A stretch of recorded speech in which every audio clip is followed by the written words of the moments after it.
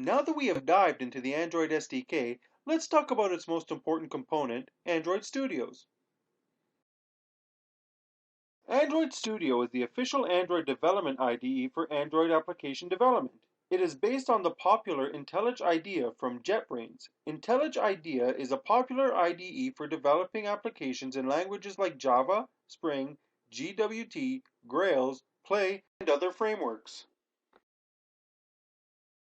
Here are some points to know about it.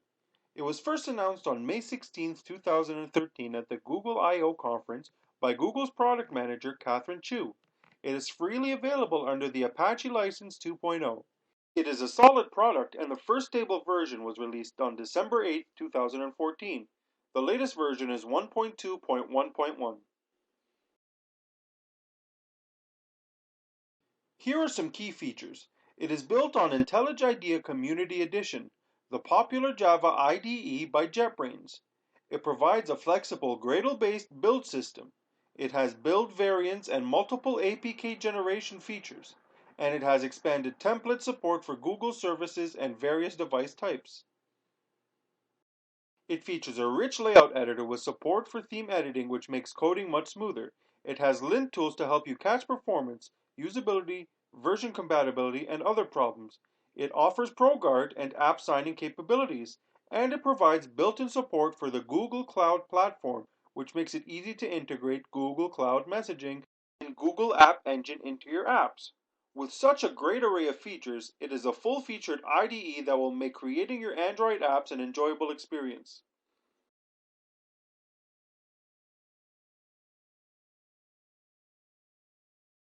The system requirements for Android Studio are the same as for the Android SDK, which we covered in an earlier session.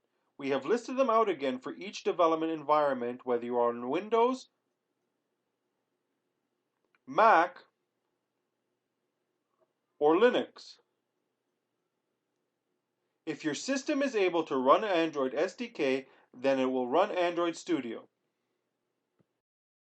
You can download and install Android Studio from the Android developer site at https://developer.android.com.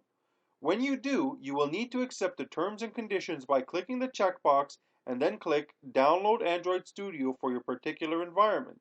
Once you have finished downloading it, you can install it by clicking on the downloaded file in the Downloads folder. On the next screen, you can uncheck the packages including Android SDK since we have installed it in the previous session. If you are just installing Android Studio without installing the SDK and other packages, you can just select the appropriate items and proceed from there.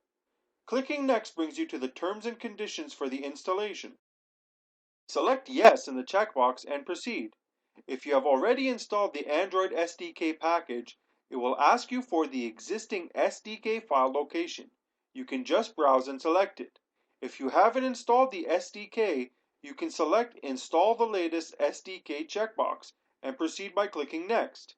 It will ask for the location where Android Studio need to be installed and then proceed to install. It will take a little while to install, so be prepared for that.